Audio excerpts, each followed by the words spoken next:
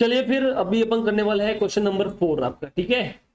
क्या है देख लेते हैं। The balance sheet of an company limited as at 31 March 2012 is as follow: equity liability, share holder fund, share capital, reserve and surplus, long term borrowings, trade payable, short term borrowings, other current liabilities, non current asset में PPE, intangible asset, non current investment, inventory, trade receivable and total.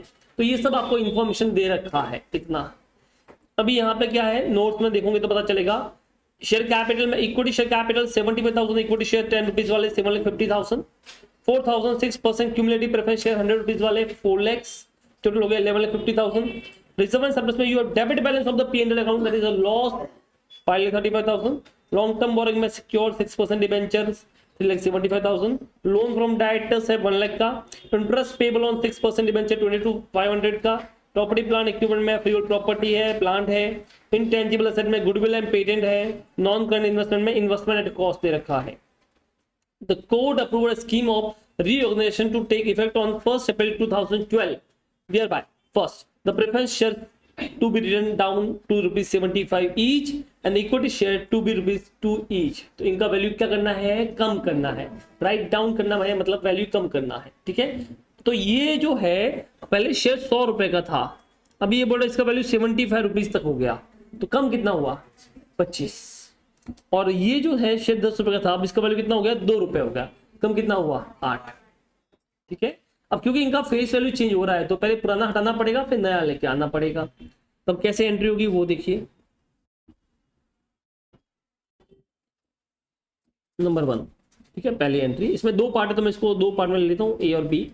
सबसे पहले इसने बोला कि भैया आपके जो preference shares है ना वो हट जाएंगे। तो पुराने प्रेफरेंस शेयर्स देख लीजिए आप लोग कितने परसेंट के थे, दैट इज 6%। ठीक है, तो अपन यहाँ पे लिखेंगे 6% cumulative preference share capital account debit to 6%। Rate change नहीं हो रही है ना, रेट चेंज नहीं हो रही है, to 6% cumulative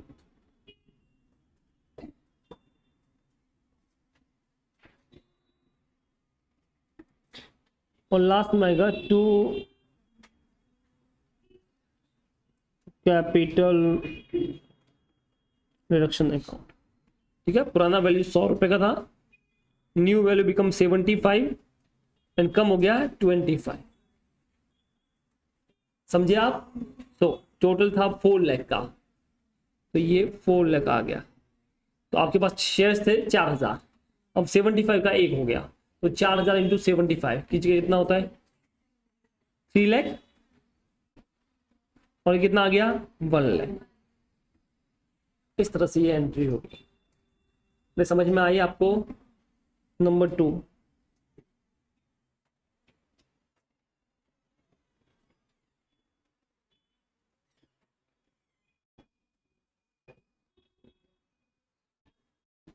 equity share capital account debit हो जाएगा, बराबर है, ये 10 रुपए वाला। तो यहाँ पे देखिए कितना इक्विटी शेयर कैपिटल आपका 7.5 लाख का।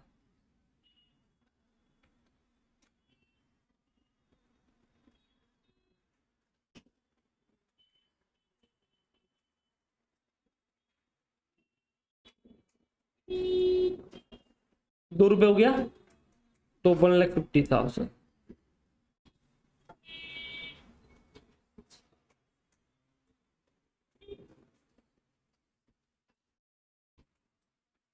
₹8 का कितना होता है, 6 लाख।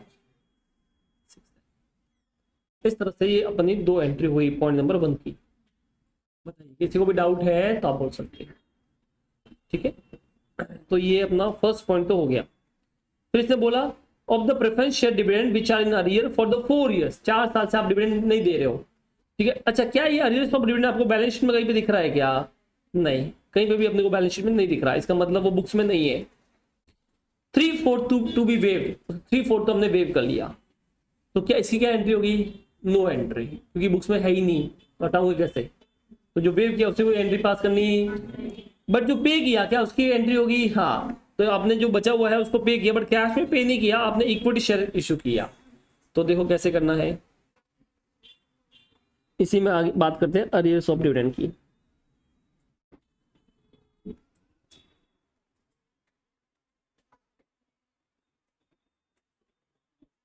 ठीक है, कितना अरियर्स ऑफ डिविडेंड पहले उसकी बात करते हैं। तो ये बोल रहे 4 साल से बाकी था, तो क्वेश्चन देखते हो तो उसमें 4 लाख का था तो 6% का रेट था, तो हम ऐसा बोल सकते हैं 4 लाख इंटू 6% पर एनम, तो इंटू जो 4 ईयर का होगा वो कितना होगा 96,000। क्या ये समझ में आया? अब इसमें दो चीज हुई है, एक तो हुआ है वेव, क्या हुआ, एक तो जो वेव हुआ है क्या उसकी वो एंट्री पास करनी है? नहीं, नो एंट्री। बट दूसरा जो है वो हुआ है बेटा पेड, क्या उसकी एंट्री आएगी कि नहीं आएगी? आएगी। तो 96,000 का 3/4 तो वेव हो गया, तो जो पेड हुआ वो 1/4 हुआ कि नहीं हुआ? कितना हो गया फिर? 24,000 रुपए का। अब हम ये पे कर रहे हैं, तो क्या arrears of dividend account debit कर सकता हूं? नहीं, क्योंकि वो बुक्स में है ही नहीं, तो इसको हटाऊंगे कैसे? तो इसको नहीं लिखना है, तो उसके बदले क्या वर्ड यूज करूंगा? Capital reduction.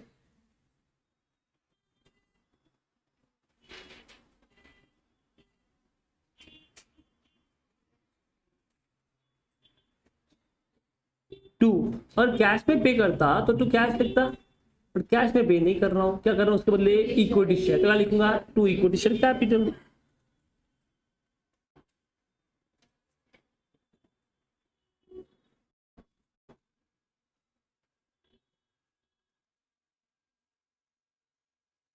ये लीजिए, बोलिए क्या ये पूरी एंट्री आपको समझ में आई? किसी को भी इसमें डाउट है तो आप बोल सकते हैं। चलो फिर ये हो गया तुम्हारा पॉइंट नंबर 1, जो ये वाला था पूरा। ठीक है, यहाँ तक हो गया। Interest payable on debenture to be paid in cash, जो इंटरेस्ट पेबल है डिबेंचर का वो कैश में पे करना है। तो first we have to see कि क्या इंटरेस्ट पेबल दिख रहा है कि नहीं दिख रहा है। तो ये देखिए इंटरेस्ट पेबल ऑन डिबेंचर्स मिला कि नहीं मिला, और ये पूरा हमने कैश में पे कर लिया, ऐसा नहीं बोला इतना पे किया इतना नहीं किया, तो पूरा पे कर लिया। तो नॉर्मल एंट्री होगी क्योंकि ये बुक्स में था तो आएगा इसका नाम। तो अपन यहाँ पे लिखेंगे interest payable on debentures account debit.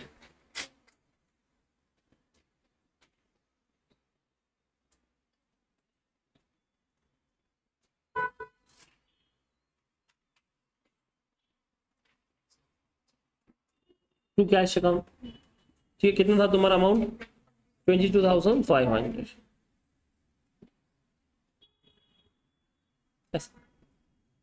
ठीक है, तो ये पॉइंट भी हो गया अपना। आगे बढ़ते हैं। नाउ ये अच्छा पॉइंट है, इसको ध्यान से समझना। Debenture holder agree to take over freehold property. Debenture holder बोलते हैं कि हम आपका फ्री होल्ड प्रॉपर्टी ले लेंगे। बुक वैल्यू किसका है? उसका कितना है? 1 लाख। बट जब डिबेंचर होल्डर ले रहे हैं तो कितने में ले रहे हैं? At a valuation of 1,20,000 in the part repayment of their holding. ठीक है, तो मुझे बताओ डिबेंचर कितने से जाएंगे? 1,20,000 से, क्योंकि वो उतने में ले रहे हैं, और असर कितने से जाएगी? 1 लाख से। So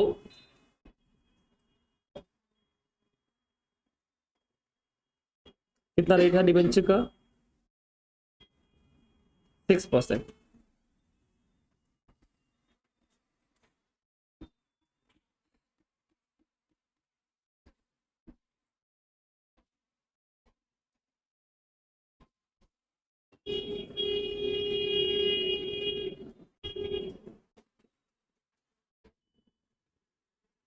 six percent debenture account debit to freehold property. अच्छा, क्या आपने सारे डिबेंचर को पेमेंट किया? पार्ट पेमेंट किया है, पार्ट मतलब कुछ को पे किया है, तो 1,20,000 में ले रहे हैं तो उनका वैल्यू भी 1,20,000 से कम होगा। बट जो असेट है जो जा रही है वो उसका वैल्यू कितना है? 1 लाख, तो असेट तो 1 लाख से जाएगी। तो अगर आप देख सकते हो कि 1 लाख की चीज को 1,20,000 में लिया तो हमको फायदा हुआ, और वो फायदा कहां पाएगा? कैपिटल रिडक्शन में।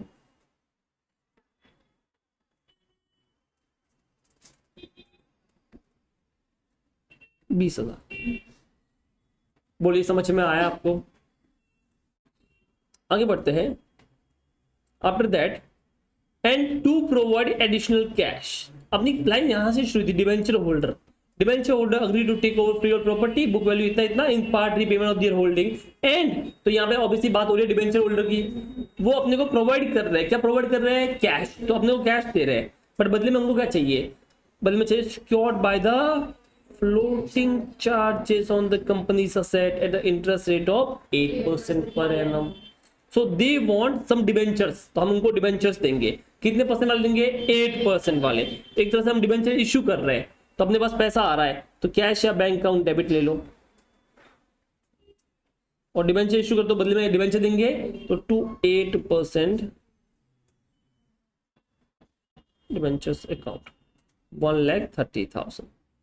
अब क्वेश्चन में बोला है फ्लोटिंग चार्ज वाले, तो मैंने बताया था आपको फ्लोटिंग चार्ज क्या होता है, नहीं बताया?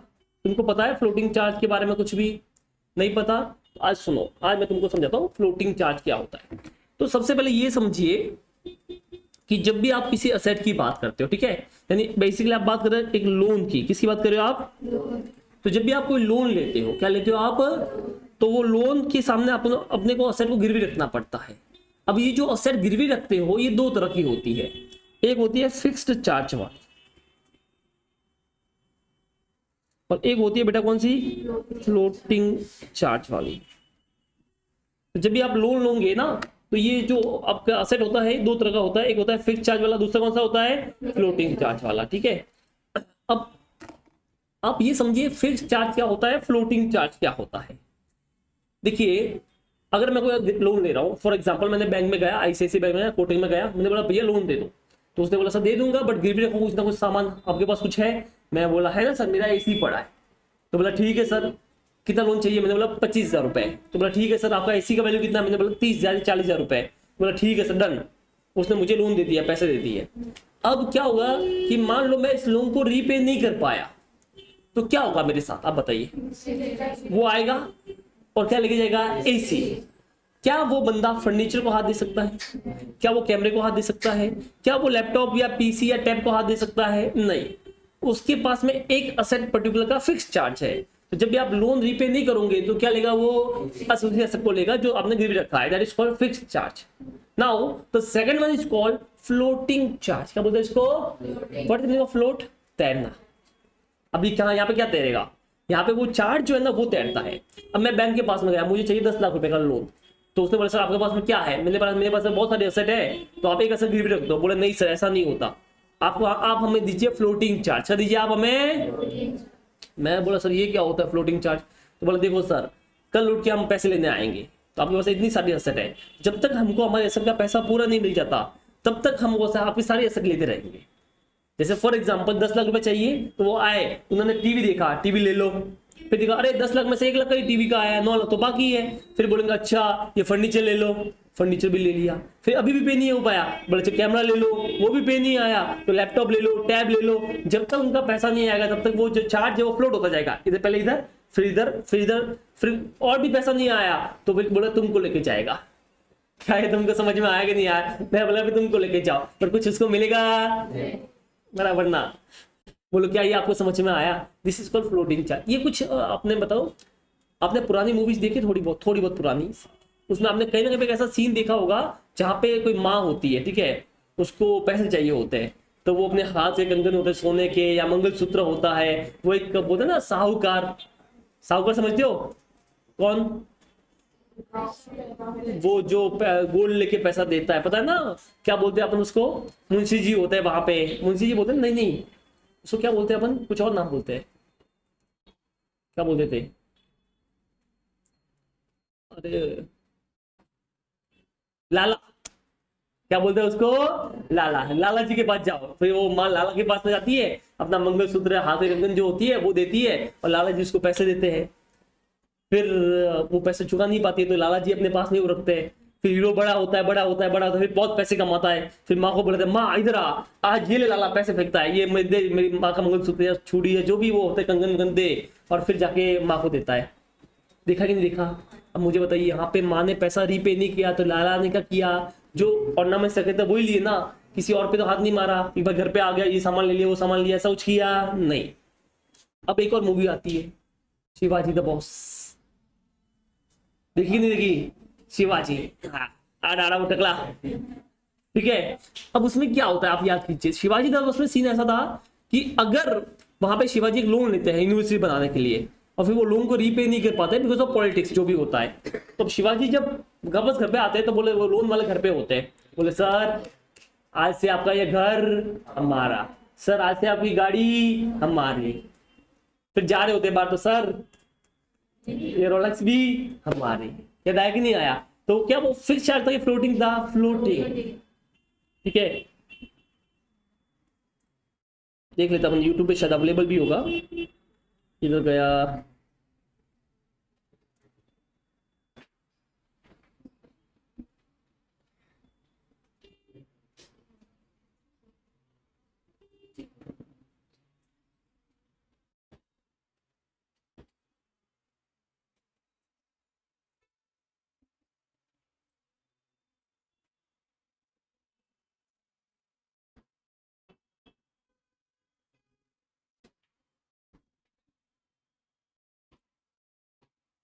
कर लीजिए फॉर्म।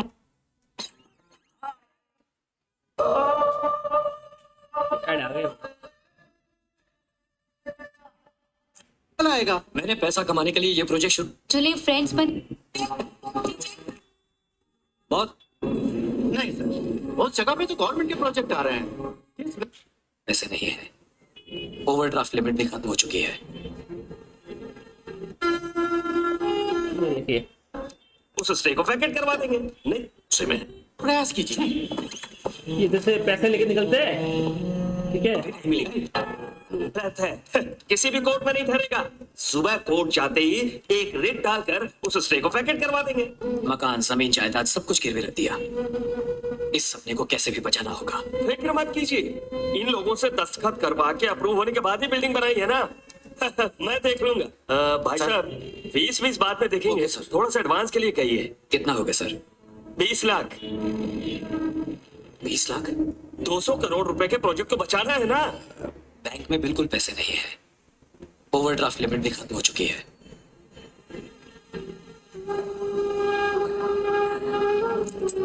मैडम ठीक है, ये गाड़ी दे दी ड्रॉप मैंने। कर दूं? जी नहीं सर, करोगे? ये रहा। भी चीज इस मकान के बाहर नहीं। क्या किया? पहले प्रॉपर्टी ले ली, ये सामान देखो लेके जा रहे हैं, तो छोड़ा एसी बेसिस छोड़ के सब लेके जा रहे हैं। आपका मकान, आपकी प्रॉपर्टीज, आपके सारे खेत सब मिलाकर भी आपके कर्ज की रकम पूरी नहीं होती, इसलिए वैल्यूएशन होने तक आप एक भी चीज इस मकान के बाहर नहीं ले जा सकते। सॉरी सर, आपकी रोलेक्स घड़ी भी हमारी लिस्ट में शामिल है। बस अब बताओ ये कौन सा चार्ज था? Floating charge. मतलब क्या बोला कि आपकी जो भी प्रॉपर्टीज हम सब ले लिए, फिर भी अभी तक पैसा वसूल हो पा रहा, तो तुम जा रहे हो तो तुम्हारी घड़ी भी हमारी है भैया, ये भी दे दो हमको। अब ये जो चार्ज था इसे बोलते हैं फ्लोटिंग चार्ज। क्या बोलते हैं इसको? ठीक है, और पुरानी मूवीज का तो मिलेगा नहीं, ढूंढने टाइम जाएगा। बाकी उसमें जो देखो तो माँ क्या करती है, सिर्फ हाथ से कंगन देती है, ये लो, और फिर वो पैसा नहीं हो पाता है तो वो सिर्फ कंगन ही लेता है, उससे घर पे कोई सामान आके लेके नहीं जाता है। जब यहाँ पे क्या हुआ, घर पे पहुंचे कि नहीं पहुंचे? पहुंच गए। इसे बोलते हैं फ्लोटिंग चार्ज। ठीक है, तो ये एक्चुअली एक असेट पे चार्ज होता है, जो आप बाद में लॉ में पढ़ोगे कि किस तरह से चार्जेस होते हैं। ठीक है, तो यहाँ पे जो डिबेंचर इश्यू कर रहे हैं वो कौन से चार्ज वाले हैं? फ्लोटिंग चार्ज वाले। मतलब चलो अगर आप रीपे नहीं कर पाए तो वो आपकी जो भी एसेट है वो सब ले सकते हैं। हालांकि इसका अपने एंट्री पे कोई फर्क नहीं पड़ता। एंट्री तो वही होगी, bank account debit to debentures. जैसे आप जब लोन लेते हो तो एंट्री होती है bank account debit to loan. अब अच्छा आपने एसेट को कोई भी गिरवी रखा हो, कुछ भी रखा हो, कोई फर्क पड़ने वाला? हाँ, नरेशन में दिखाते हो कि ये जो आपने लोन लिया है इसके बदले ये गिरवी रखा है। इसी तरह से यहाँ पे भी सेम होगा कि जब अपन नरेशन लिखेंगे तो उसमें दिखाएंगे कि जब ये अपने डिबेंचर इश्यू किए तो बदले में कौन सा चार्ज अपन ने किया है? Floating charge. क्या ये आपको समझ में आया? ठीक है, तो इस तरह से ये अपनी होने वाली है। तो अपन इसकी एंट्री पास कर लेते हैं, सिंपल सी, bank account debit to debenture. Narration में आप लिख देना कि भाई ये फ्लोटिंग चार्ज वाला था और कुछ भी नहीं। क्या ये आपको समझ में आया? एनीवन, किसी को भी इसमें डाउट है तो आप बोल सकते हो। समझा? चलो आगे बढ़ते हैं। फिर इसने बोला patent and goodwill to be written off. Patent और गुडविल को राइट ऑफ करना है। तो मुझे बताइए पेटेंट और गुडविल को राइट ऑफ करने की क्या एंट्री होती है? Capital reduction account debit.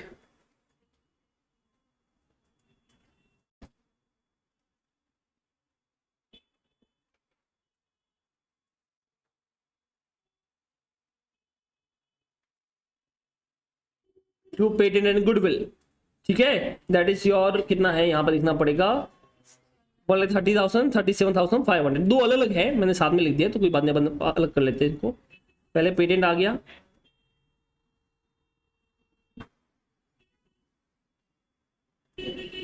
Goodwill आ गया। पेटेंट जो है आपका 37,500 का है, गुडविल जो है दैट इज योर 1,30,000। दोनों को ऐड किया तो कितना हो गया 1,67,500।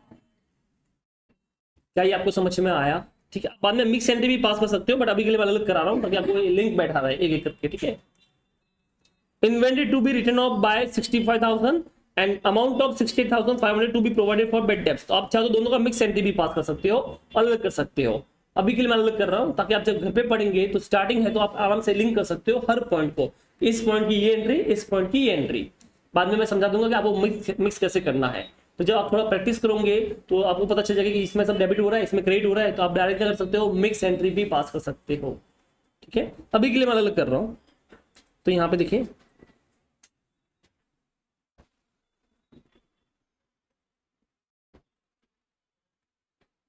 Capital reduction account debit 2। सबसे पहले क्या किया इसने, इन्वेंट्री को राइट ऑफ करना है bye 65।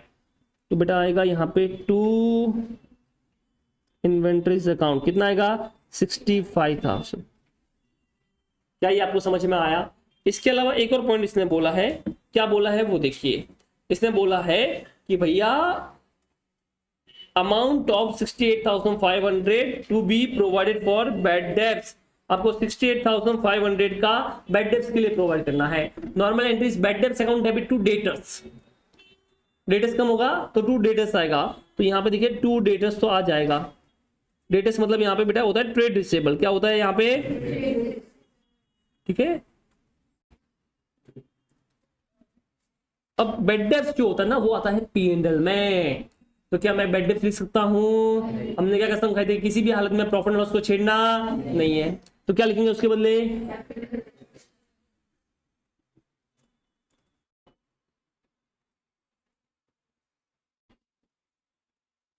Capital account debit to debtors. ठीक है, आगे बढ़ते कितना हो गया ये 68,500। ये लो, एनीवन किसी को भी डाउट है इसमें तो आप बोल सकते हैं। चलिए, ये हो गया तुम्हारा कैपिटल डेटर्स हो गया। इसके बाद आगे बढ़िए भाई साहब, आगे क्या है इसके अंदर? अब बोला remaining free hold property. What is the meaning of remaining? तो टोटल आपके पास में फ्री होल्ड था 4,25,000 का, बट उसमें से आपने 1 लाख का प्रॉपर्टी प्लान बेच दिया, तो कितना बच गया 3,25,000। उसको आपने क्या किया, रीवैल्यू किया। After given debenture holder to be revalued at 3,87,500। तो वैल्यू कम होगी बड़ा बड़ा। हम यहां पे लिखेंगे free hold property account debit 2 फायदा हुआ, सो ये आएगा कैपिटल अकाउंट। अब कितना था पहले देखिए, सबसे पहले स्टार्ट में जो आपके पास में ओपनिंग बैलेंस था फ्री होल्ड प्रॉपर्टी का वो था 4,25,000। अब माइनस आपने डिबेंचर होल्डर को दे दिया है, कितना दिया 1 लाख का। तब तुम्हारे पास में जो बैलेंस बचा है 3,25,000 का बचा है। अब ये बोला आपने इसको रीवैल्यू किया, क्या किया आपने इसको, तो इसको आपने रीवैल्यू किया 3,87,500।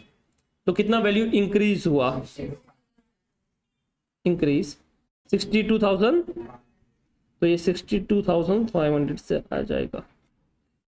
अगर आप ICI का आंसर देखोगे तो उसने इस एंट्री और ये जो ऊपर की एंट्री थी इन दोनों को मिक्स किया है, तो उसमें आपको थोड़ा सा अलग अमाउंट दिखेगा, बट ओवरऑल लास्ट आंसर जो है वो बराबर ही आएगा। ठीक है, तो मैंने यहाँ पे सिस्टमेटिक चलाऊं, जैसे जैसे वो चल रहा है वैसे बता रहा हूँ। ठीक है, तो आपको ICI का आंसर नहीं देखना है, जो किया है वो लास्ट आंसर रिमेन सेम, जो फाइनल आंसर है कैपिटल रिजर्व वाला वो बराबर आएगा। ठीक है, उसने क्या किया, इन दोनों एंट्री को मर्ज किया, इस एंट्री को और इस एंट्री को मर्ज करके दे रखा है, अपने डायरेक्ट किया है, अलग किया मतलब। ठीक है, उसके बाद क्या है यहाँ पे देखिए, इन्वेस्टमेंट बी सोल्ड फॉर 1,40,000। आपको इन्वेस्टमेंट को बेच देना है 1,40,000 में। तो मुझे बताइए इन्वेस्टमेंट बेचूंगा तो क्या एंट्री होगी, पैसा आएगा, सो बैंक अकाउंट डेबिट 2 क्या आएगा, इन्वेस्टमेंट। 1,40,000 आया, बट इन्वेस्टमेंट जो था मेरी बुक्स में वो 1,40,000 पे थोड़ी था, इन्वेस्टमेंट जो था मेरी बुक्स में दैट इज 55,000, तो जाएगा 55 पे ही, ठीक है। तो आया इस पे, तो जाएगा भी किस पे, 55 पे।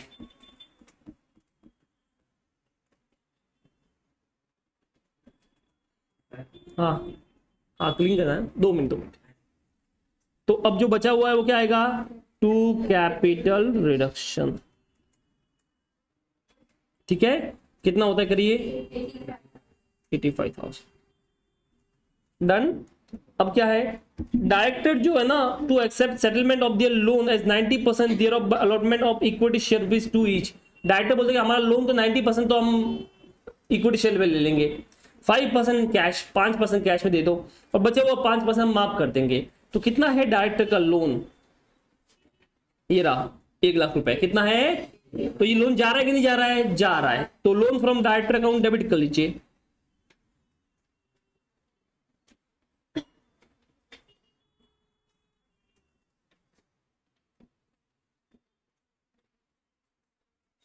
₹1,00,000 टू इक्विटी शेयर कैपिटल,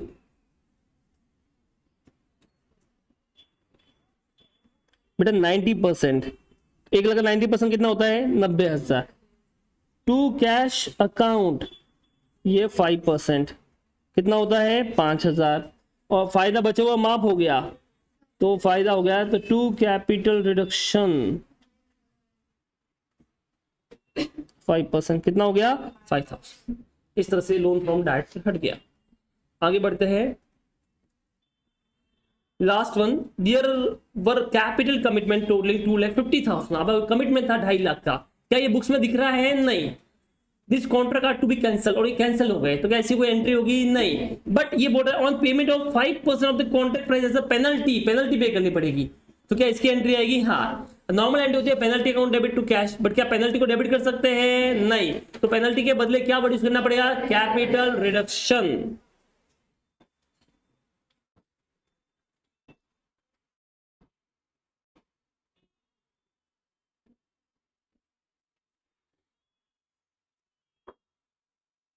ठीक है, 2.5 लाख पे बेटा 5% ना, कितना होता है, 12,500, 12,500, तो हाँ उधर जाकर, हाँ हाँ 12,500। क्या ये आपको समझ में आया। अभी ये तुम्हारा हो गया, ठीक है। नोट लीजिए, नो एंट्री फॉर,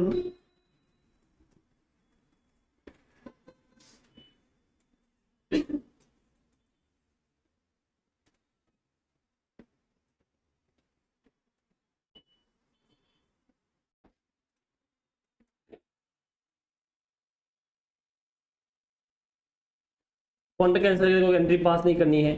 अभी इसके बाद क्या हुआ सर, सारा तो हो गया, अभी खेल खत्म नहीं हुआ।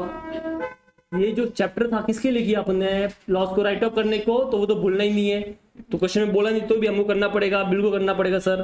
तो अब कीजिए लॉस को राइट ऑफ। कितना लॉस था इसका, देखिए ये रहा 5,35,000। तो हम क्या करेंगे, यहाँ पे लिखेंगे capital reduction account debit,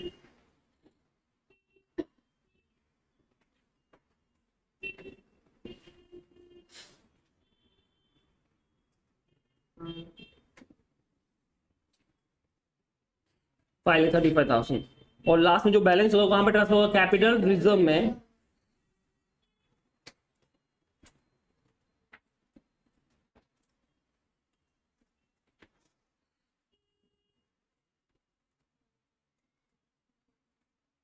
capital reserve balance देखना पड़ेगा, गलती उठाइए फटाफट। कैसे करता है वो पता है, स्टार्ट पहले कैपिटलेशन क्रेडिट हुआ तो प्लस करेंगे, डेबिट हुआ तो माइनस करेंगे। तो 1,00,000 लिखिए, अब इसमें प्लस कीजिए 6,00,000, ठीक है। फिर यहाँ पे माइनस कीजिए 24,000,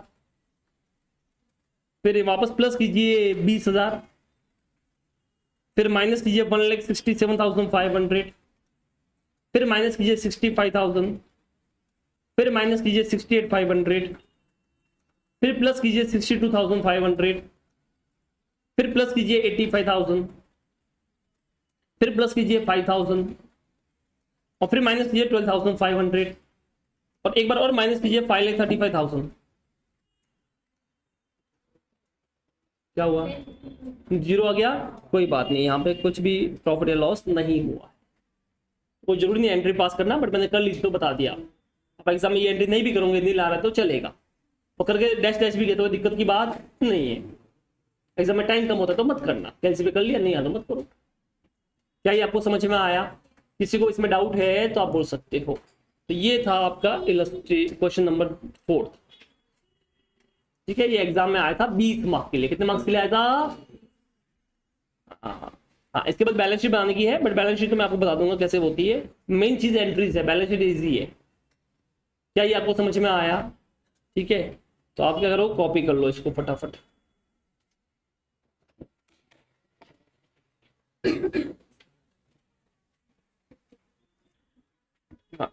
क्वेश्चन नंबर 6 देख रहे हैं अपन। ये आपको एक बैलेंस शीट दे रखी है, equity and liability, share holder fund, share capital, reserve and surplus, जिसमें आपको लॉस दिख रहा है, नेगेटिव मतलब वो लॉस है।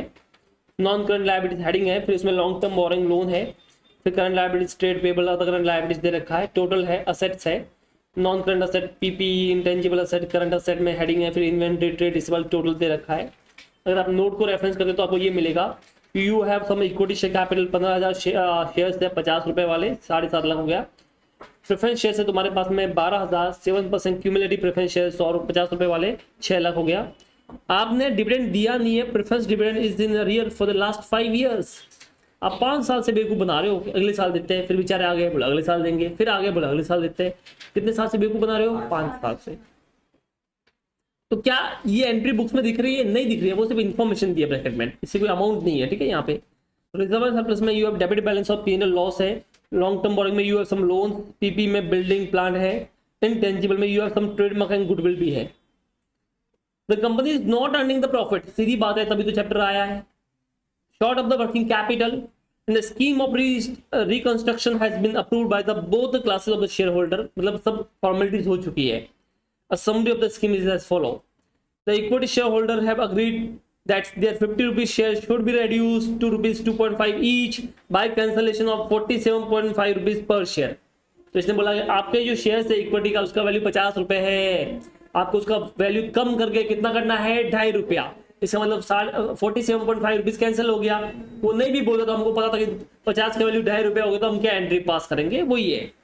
They have also agreed to subscribe for 3 new equity shares of rupees 2.5 each for each equity share held. तो ये शेयर्स कौन सब्सक्राइब करेगा? Equity share holder. अगर equity share holder share subscribe करेंगे मतलब अपन इश्यू कर रहे हैं, अपन कंपनी है, अपन इक्विटी शेयर होल्डर नहीं, अपन कंपनी है। तो अगर अब वो ले रहे हैं मतलब अपन दे रहे हैं, और यहाँ पे कैसे देंगे? अपन इश्यू करके। तो इसका मतलब अपन नए शेयर इश्यू कर रहे हैं। कितने शेयर इश्यू कर रहे हैं आप देख सकते हो कि 3 न्यू शेयर्स, एक के बदले 3। तो अगर आपके पास में जो शेयर्स थे वो थे 15,000, तो आपने कितने इश्यू किए होंगे? 45,000, 3 गुना। एक के बदले 3 मतलब एक के बदले 3 गुना हो गए, तो 15 के बदले 45। अच्छा, एक का वैल्यू कितना है? 2.5 रुपया, छोटा शेयर है 2.5 रुपए वाला, तो 45,000 इंटू 2.5 कर लिया तुमने। ठीक है, आई गेस 1,12,500 इतने के शेयर इश्यू किए। तो ये नॉर्मल एंट्री पास करनी है, bank account debit to equity share capital, normal entry. आगे क्या बोलता है? बी वाला point, the preference share holder have agreed to cancel the arrears of dividend. चलो भैया बढ़िया हो गया, क्या इसी को एंट्री पास करेंगे? नहीं। And to accept for each 50 rupees share, हर 50 रुपए का जो शेयर था इनका प्रेफरेंस, मतलब एक शेयर के बदले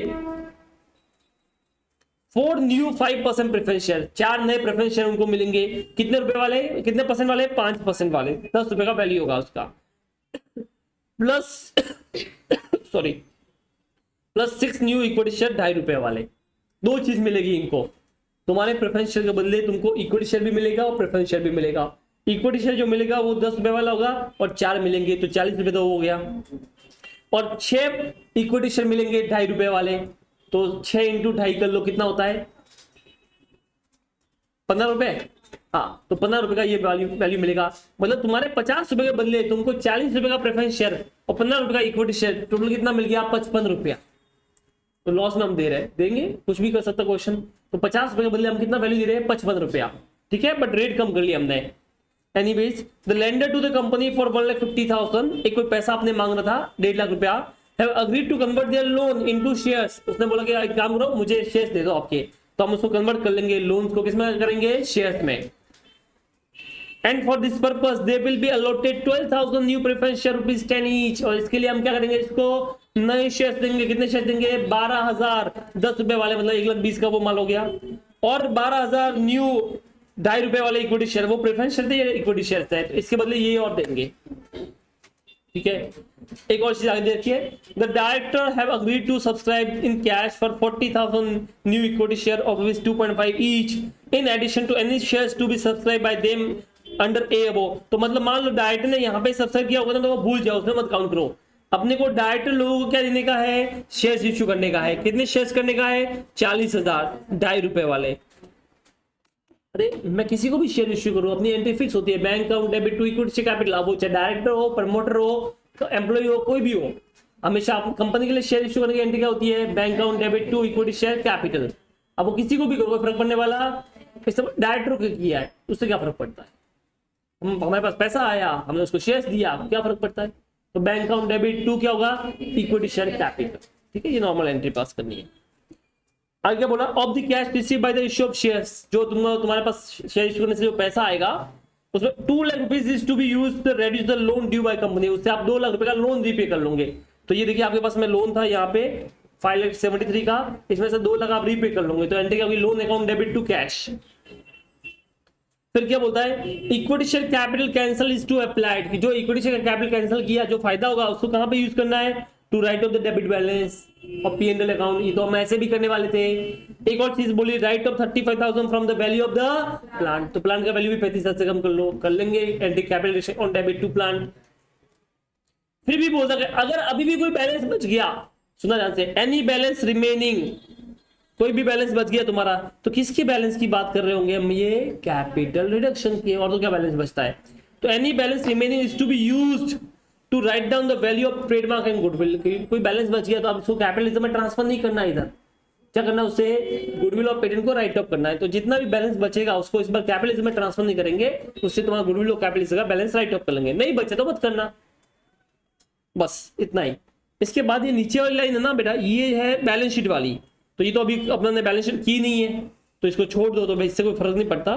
तो ये वाली जो पैरा है ये पूरा बैलेंस शीट वाला है, तो इसको अभी के लिए छोड़ देते हैं। ठीक है, वो कुछ नहीं, ऑथराइज कैपिटल इतनी बढ़ जाएगी तो वो अभी लिंक नहीं करना, वो बैलेंस शीट सीखेंगे चैप्टर तब करेंगे। तो अभी इसको नहीं पढ़ना है, अभी इतना ही करना है अपने।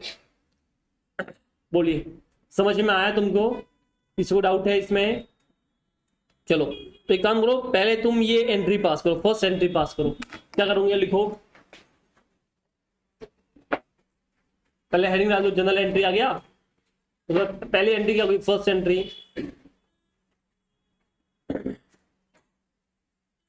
सबसे पहले क्या बोला? इक्विटी शेयर का वैल्यू 50 से 2.5 रुपया कर लो। तो equity share capital account debit 50 रुपया वाला, फिर 2 इक्विटी शेयर कैपिटल 2.5 रुपया वाला, और 2 कैपिटल 47.5। अमाउंट देख लो, अमाउंट कितना आएगा? 7,50,000 डेबिट होगा। तो आप लिखिए equity share capital account debit bracket में 50 रुपया, और अमाउंट में लिखिए 7.5 लाख रुपया।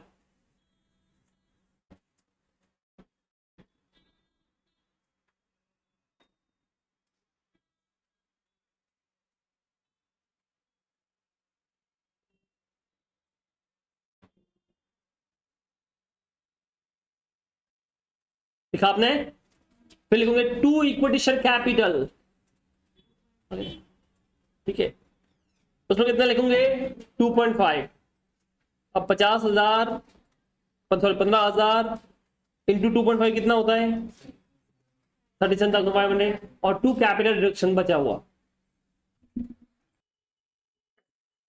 ठीक है, तो लिखिए आपने एंट्री, क्या एंट्री लिखी? फर्स्ट वाली। हाँ, equity share capital account debit 50 रुपए, right? To equity share capital account कितना रुपया? 2.5। और फिर 2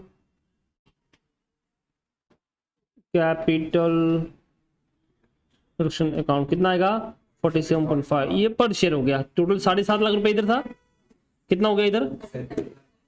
37,500। इसका 500। बोलिए क्या ये आपको समझ में आया? ये इसका हो गया, ठीक है यहाँ तक। They also agreed to subscribe for 3 new equity share ₹2.5 each for each equity share held. तो इसकी नॉर्मल एंट्री शेयर इश्यू करने की गारंटी होती है, वो होगी bank account debit to equity share. अब कुछ लोग इसको ऐसे करते हैं, bank account debit to equity share application allotment, फिर equity share application allotment to equity share capital, तो कट गया। डायरेक्ट एंट्री पास करो तो भी चलेगा। तो हम यहाँ पे कौन सी एंट्री पास करेंगे? डायरेक्ट, ठीक है। कितने शेयर्स ले रहे हैं, क्या ले रहे हैं? तो 3 के बदले 1। तो सिंपल सा रूल है, 15,000 शेयर्स थे, इंटू 3 कर लो, इंटू 1 का 2.5, 1,12,500, 1,12,500। अरे समझ में आया आपको? चलिए दूसरा, the preference share holder agreed to cancel the arrears of dividend. Preference share holder arrears of dividend cancel कर रहा है, बराबर है। तो क्या उसी को एंट्री पास करनी है? नहीं। तो बी जो पॉइंट है उसमें अरियर्स ऑफ डिविडेंड जो है वो कैंसल हो रहा है, तो हमें उसी को एंट्री पास करनी, नो एंट्री। ठीक है, आपने लिख दिया कि किसी को एंट्री पास नहीं होगी। उसके बाद क्या बोलता है?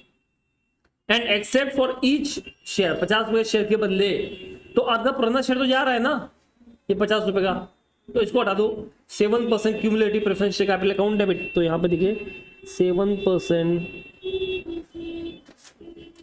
Cumulative preference share capital account debit.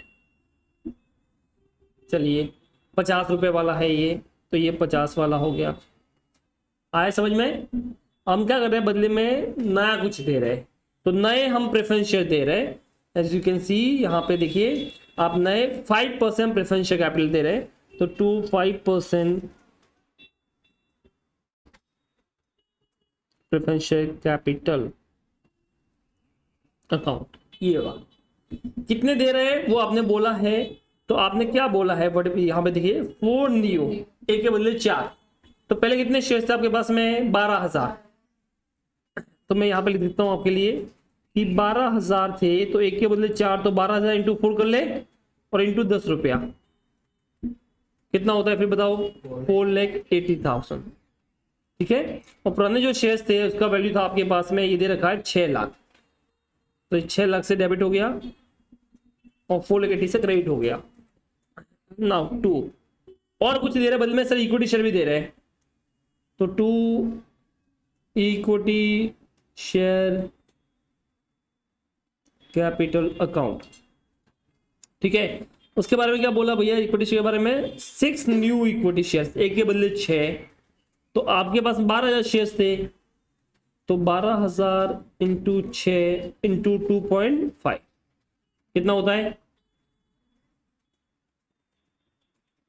वो तो शेयर 2.5 रुपए का था ना। हाँ ये देखो 2.5 रुपए का कितना आ गया? 1,80,000। तो आप देखिए 4,80,000 और 1,80,000, उधर 6 लाख के, तो लॉस में हुआ कि नहीं हुआ? कितना लॉस हो गया? 60,000। ये 60,000 का लॉस हो गया। ये कहां पे आएगा? कैपिटल रिडक्शन में।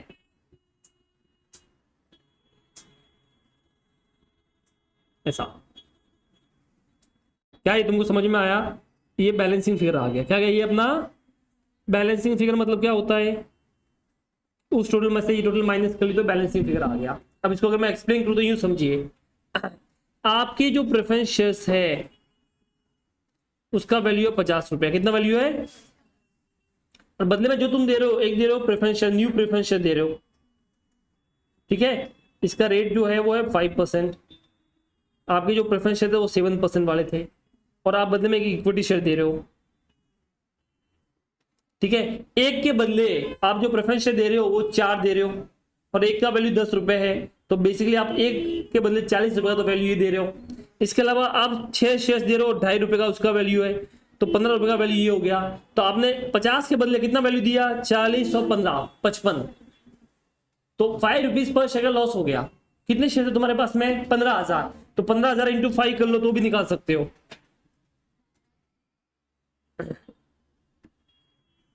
नहीं सॉरी 12,000 थे, तो 12,000 शेयर्स थे, तो 12,000 शेयर्स इंटू 5 कर लो, कितना 60,000 आया कि नहीं आया? ऐसे भी निकाल सकते हो, आपकी मर्जी है, जैसे आपको समझ में आया वैसा कर सकते हो। समझे आप? तो अगर मैं एक शेयर की बात कर रहा हूं तो मेरा एक शेयर डेबिट होगा 60 रुपए से, पर बदले में 2 प्रेफरेंस शेयर आएगा 40 का और 2 इक्विटी शेयर आएगा 15 का, तो वो 5 का लॉस हो गया, नहीं हुआ, वो डेबिट हो जाएगा, वो पर शेयर हो गया। आप जितने शेयर से मल्टीप्लाई कर दो, वैसे भी निकाल सकते हो। समझे आप? पक्का? ठीक है, तो आप पूछे तो ऐसा करना ऐसे कर लो, ऐसे करना तो ऐसे भी कर सकते हो। तो जो बैलेंसिंग फिगर हुआ वो कैपिटल डिडक्शन आ गया। आपने डेबिट में लिखा है 6 लाख, क्रेडिट में लिखा है 4 लाख 80 और 1 लाख 80, तो जो बचा हुआ डिफरेंस वो कहाँ पे आएगा? कैपिटल डिडक्शन में, लॉस हो गया, वो आ गया। ऐसे भी कर सकते हो। समझे आप लोग? ठीक है, चलो ये हो गया तुम्हारा बी वाला पॉइंट। सो ये वाला पॉइंट भी हो गया। थर्ड वाला, lender to the company 1,50,000 have agreed to convert their loan into shares, और बदले में अपन क्या देंगे उसको? 12,000 शेयर्स देंगे 10 वाले, और 12,000 नए शेयर देंगे 2.5 रुपए वाले। तो अब देखो क्या लोन जा रहा है कि नहीं जा रहा है? जा रहा है। कितने का जा रहा है? 1.5 लाख रुपए का। अच्छा, ये लोन का नाम क्या था वो देख लेते हैं। ये राशि लोन ही लिखा हुआ है, तो जो नाम यूज किया हम भी वही करेंगे। तो हम लिखेंगे लोन अकाउंट डेबिट टू, बदले में इक्विटी शेयर इशू कर रहे ना।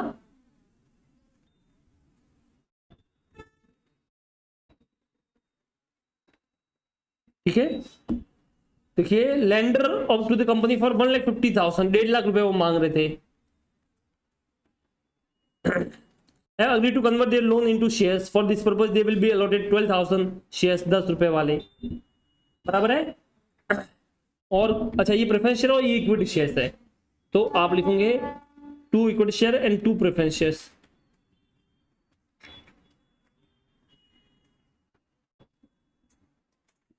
प्रेफरेंस शेयर है 12,000 इंटू 10 रुपए वाले, 1,20,000 का ये हो गया। और इक्विटी शेयर जो है वो कितने हैं? हाँ, वो है 12,000 तो 2.5 रुपए वाले, कितने होते हैं? 30,000। कोई लॉस गेन कुछ नहीं, जितना वैल्यू था उतना दे दिया। समझ में आया आपको? आगे बढ़िए, 1ABC 3 हो गया। The directors have agreed to subscribe for cash 40,000 new share, 2.5 रुपए वाले। तो आप नॉर्मल एंट्री पास करनी है जो आप शेयर इश्यू पे करते हो।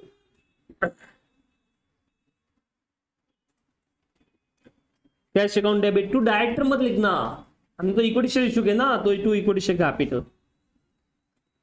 नरेश में शायद तो लिख देना कि ये शेयर डायरेक्टर को दिया, यहाँ पे एंट्री में कुछ नहीं आएगा। ठीक है, तो आपने दिए है 40,000 शेयर 2.5 रुपए वाले, कितना होता है? 1,12,500। अच्छा, 1 लाख ही होता है।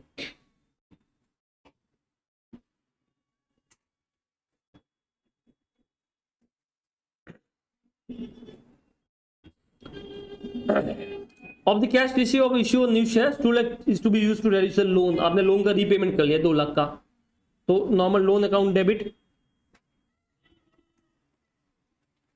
To cash account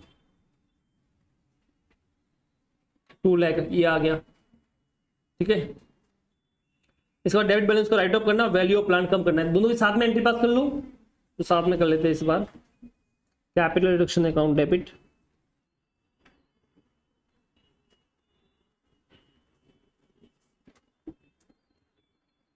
to P&L account और 2 प्लांट।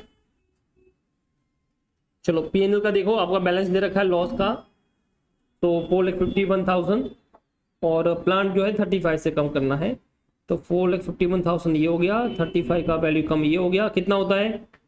4,91,86।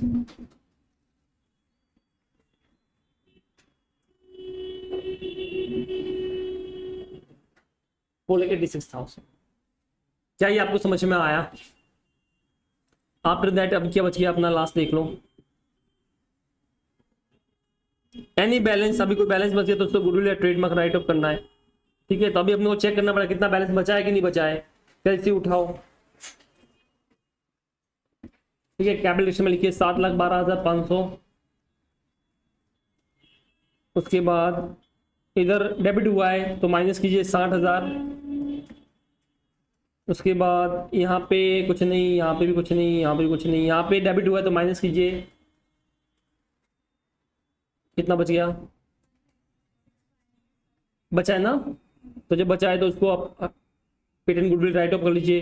कितना था वो पेटेंट गुडविल देख लीजिए आपके पास में, ये रहा 3,18,000। तो सब तो नहीं राइट ऑफ का, जितना बैलेंस बचा उतना ही करेंगे। तो जो बैलेंस बचा उतना अपन राइट ऑफ कर लेते हैं। तो entry will be capital reduction का बैलेंस हटा देंगे, तो capital reduction account debit to goodwill and trademark account, ठीक है, that is the remaining balance.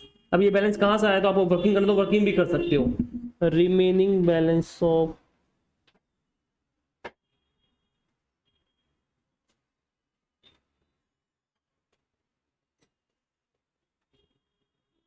Capital reduction, तो देखिए शुरुआत यहाँ से हुई थी, बराबर है।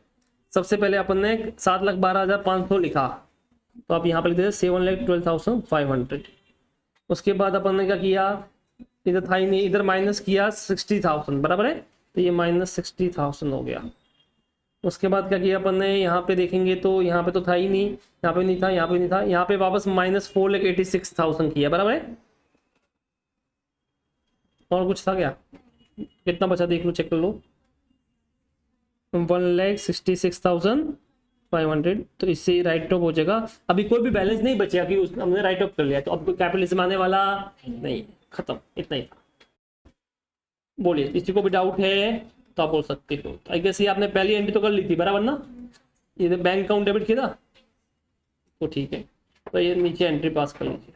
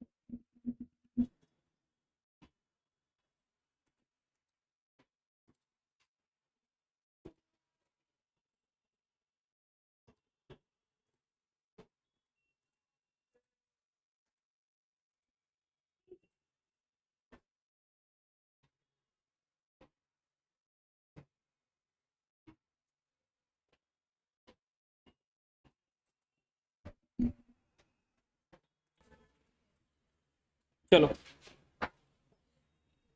तो ये हो गया आपका कौन सा क्वेश्चन हो गया, 6 हो गया, ठीक है।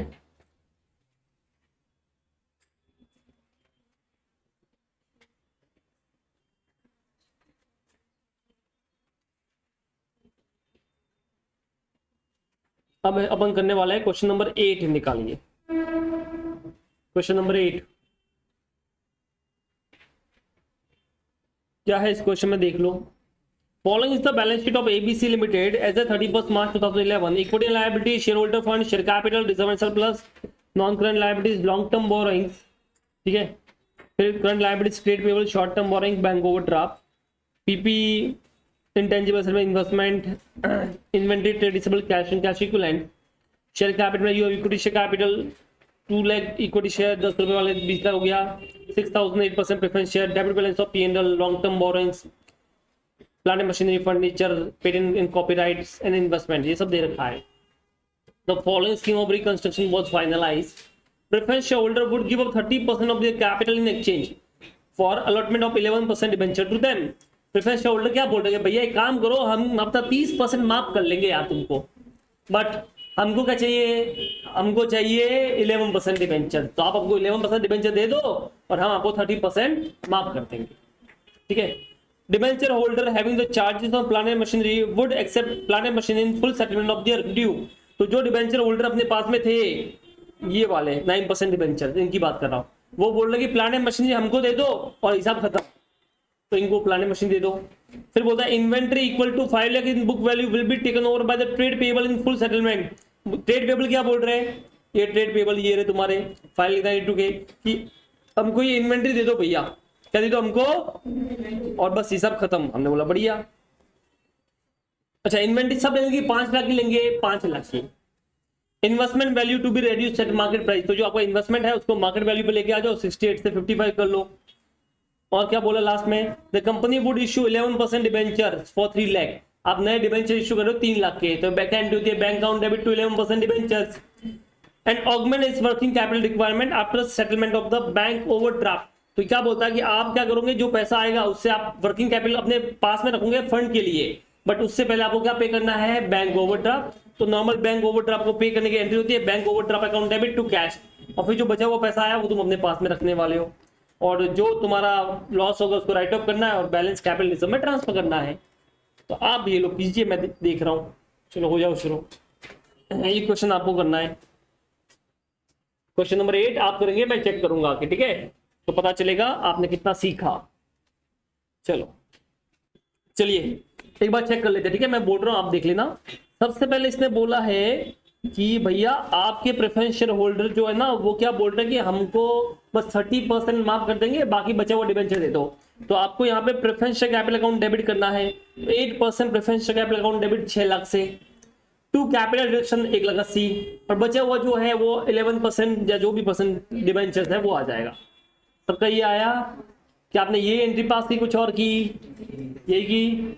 चलो दूसरा, डिबेंचर होल्डर जो थे उन्होंने बोला प्लांट एंड मशीन दे दो, तो आपके डिबेंचर कितने के, 9% डिबेंचर है, तो 9% डिबेंचर अकाउंट डेबिट 12 लाख के, टू बदले में क्या दिया अपन ने, प्लांट एंड मशीन 9 लाख की, तो टू कैपिटल डिडक्शन कितना आया, 3 लाख। फिर इन्वेंट्री ले ली इन लोगों ने, ट्रेड पेबल ने, तो ट्रेड पेबल हट गए, तो ट्रेड पेबल अकाउंट डेबिट कितने से होगा, 5,92,000 से, और बदले में क्या लिया, इन्वेंट्री लिया, तो टू इन्वेंट्री 5 लाख, तो बच्चे वो क्या आया, कैपिटल रिडक्शन 92,000 का। फिर इन्वेस्टमेंट को मार्केट वैल्यू पे लेकर आना है, तो इन्वेस्टमेंट का वैल्यू कम करना है, तो capital account debit to investment. And lastly ये बोल रहा है कि 11% डिबेंचर इश्यू कर लो, तो bank account debit to 11% debentures और 3 लाख के, और हिसाब खत्म, और प्रॉफिट लॉस के बैलेंस को राइट ऑफ कर लो। तो क्या एंट्री होगी, अच्छा बैंक ओवरड्राफ्ट को क्या करना, पे करना है, तो bank overdraft account debit to cash और बैंक, और फिर बैलेंस राइट ऑफ कर लो, तो capital account debit to P&L, और लास्ट में बचा हुआ कैपिटल में ट्रांसफर। सो दैट इज कितना हुआ है, 1,54,000। कितने लोगों का सही हुआ, एक तो बस ये आंसर इसका आया 1,54,000, दो का ही आया, तुम्हारा क्या हुआ फिर। अच्छा बाकी अभी तो ऐसा बोलो ना, बात करो फटाफट। चलो तो सबका आंसर आ गया ये वाला, वेरी गुड। तो ये कौन सा क्वेश्चन हो गया अपना, क्वेश्चन नंबर 8। बताओ किसी को भी डाउट है इसमें, क्या हुआ, क्या आया, क्या गड़बड़ किया, क्या मालूम, क्या अभी मैंने चेक बताया था, चेक कर, तूने क्या लिखा है,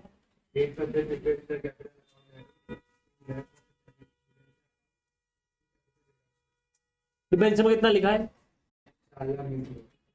और कैपिटल में? हाँ ठीक है। दूसरी एंट्री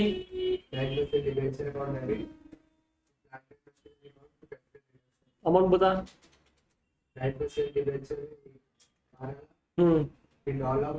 हाँ ठीक है।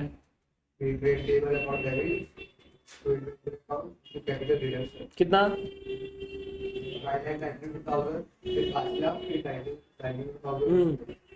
फिर capital reduction account debit to investment कितना? 13 हाँ फिर bank account debit to 11% debenture account कितना? 3 लाख। ठीक है। फिर bank overdraft account debit to bank account हाँ 1,85,000। ठीक है। और लॉसेस को राइट अप करना है ना बेटा, वो कौन करेगा? तो क्या बोला था, ये चैप्टर किसके लिए है? लॉस को राइट अप करने के लिए। तो क्यों बोलने का लॉस को राइट अप करना?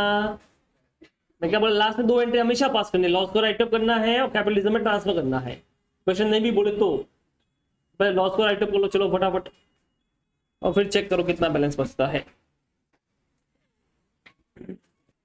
चलो बढ़िया, मिल गया ना आंसर आपका। चलो अभी अपन करने वाले हैं क्वेश्चन नंबर 7। कौन सा करने वाले हैं? अब देखिए ये जो क्वेश्चन है पहले आपके आईसीए के मॉड्यूल में था, अभी इन लोगों ने निकाल दिया है। ठीक है, तो जिसके पास पुरानी मॉड्यूल होगी उसके पास में तो होगा, बट जिसके पास न्यू मॉड्यूल है उसमें नहीं होगा। फिर भी मैं तुमको कराऊंगा क्योंकि ये चैप्टर तो है ना, क्वेश्चन हटाया है। ओके, हालांकि इसके जैसा सिमिलर क्वेश्चन एक अवेलेबल है, बट वो तो और सिंपल है, ये थोड़ा टफ है, इसलिए मैंने इसको चूज किया है और सिंपल वाले को आपको एज अ होमवर्क दूंगा। अब इसमें क्या है वो देखिए, यहाँ पे देखा Repair Limited is in the hand of the receiver for the debenture holder who hold a charge on all asset except uncalled capital. तो ये तो सिर्फ एक इन्फॉर्मेशन है, हमको उससे फर्क पड़ने वाला नहीं है। Repair Limited give the following information as regard the creditors on 31 March 2011। इसने ये इन्फॉर्मेशन दी कि ये लोग पैसे मांग रहे हैं। सबसे पहले पीपी, तुम्हारे पास में प्रॉपर्टी प्लान इक्विपमेंट पड़ा है, कॉस्ट है उसकी 3,90,000, बट उसका जो वैल्यू मिलने वाला है वो 1,50,000 है। कैश इन हैंड जो है तुम्हारे पास में वो 2,70,000 है।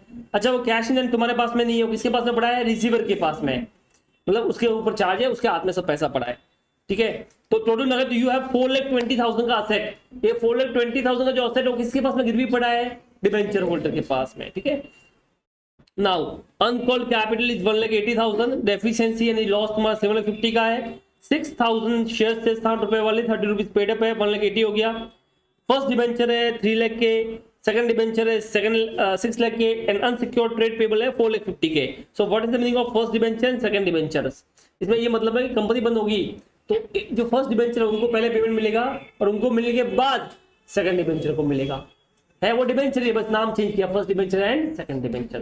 तो नाम से कोई फर्क पड़ने वाला, जो क्वेश्चन बोलेगा हम उसी वे में करने वाले हैं। नाउ अच्छा, मुझे इतना पढ़ के बताइए कि क्या ये बैलेंस शीट है कि जस्ट इंफॉर्मेशन है? इंफॉर्मेशन है, ये सिर्फ इंफॉर्मेशन है, ये बैलेंस शीट नहीं है।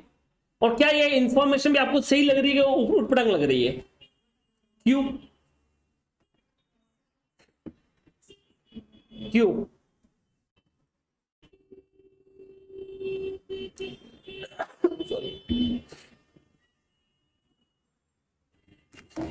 ये 2 इंफॉर्मेशन यहां पे दे रखी है, जैसे पीपी का वैल्यू दे रखा है। अब मुझे बताइए, अपन एस्टिमेट वैल्यू लेते हैं, कॉस्ट लेते हैं, कॉस्ट। बैलेंस शीट बनती है तो उसमें क्या लेते हो? कॉस्ट। और क्या बैलेंस शीट में अनकॉल्ड कैपिटल आती है कि पेड अप आती है? Paid up, called up, but ये दे रखा है। तो इसने जो इसने जो कैलकुलेशन भी किया होगा वो इसी के बेस पे किया होगा। तो ये जो डेफिशिएंसी राइट नहीं है, आपको तो करेक्ट डेफिशिएंसी निकालनी पड़ेगी और इसके लिए अपने को बनाना पड़ेगा बैलेंस शीट। क्या बनाना पड़ेगा?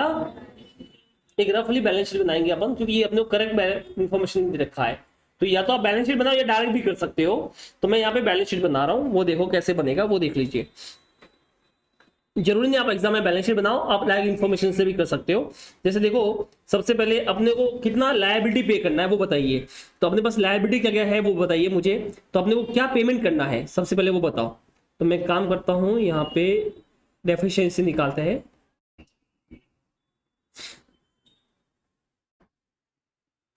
Calculation of correct deficiency. Sir आपकी बोलो करेक्ट नहीं है, अभी तो आप खुद बोलोगे। देखो सबसे पहले आप अपनी लायबिलिटीज बताइए मुझे, कितनी लायबिलिटीज आपके हाथ में है, ठीक है, किसी को पे करना पड़ेगा। सबसे पहले आपको इक्विटी शेयर कैपिटल का पे करना पड़ेगा, तो आपने जितना कॉल्ड अप किया उतना ही पे करना पड़ेगा ना। तो 6000 इंटू 30 रुपया, तो 1,80,000 तो आपको इक्विटी शेयर कैपिटल का पे करने को आएगा। उसके बाद में व्हाट यू हैव लायबिलिटीज में फर्स्ट डिबेंचर्स, कितने के फर्स्ट डिबेंचर जो पे करने को आएंगे अपने के पास 3 लाख के, 3 लाख के। उसके बाद क्या आएगा सेकेंड डिबेंचर, वो भी पे करने को आएगा 6 लाख का। उसके बाद क्या पे करने को आएगा अनसिक्योर्ड ट्रेड पेपर, कितना आएगा 4,50,000। तो बताइए कितना आपको टोटल पे करने को आ रहा है।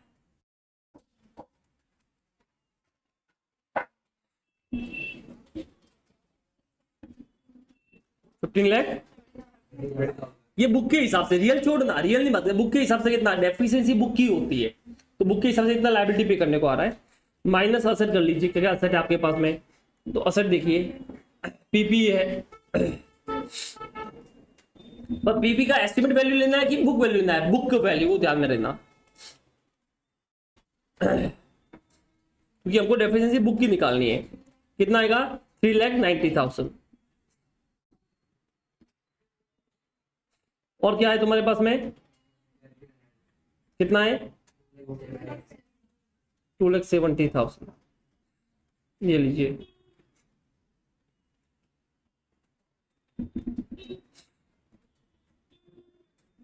करो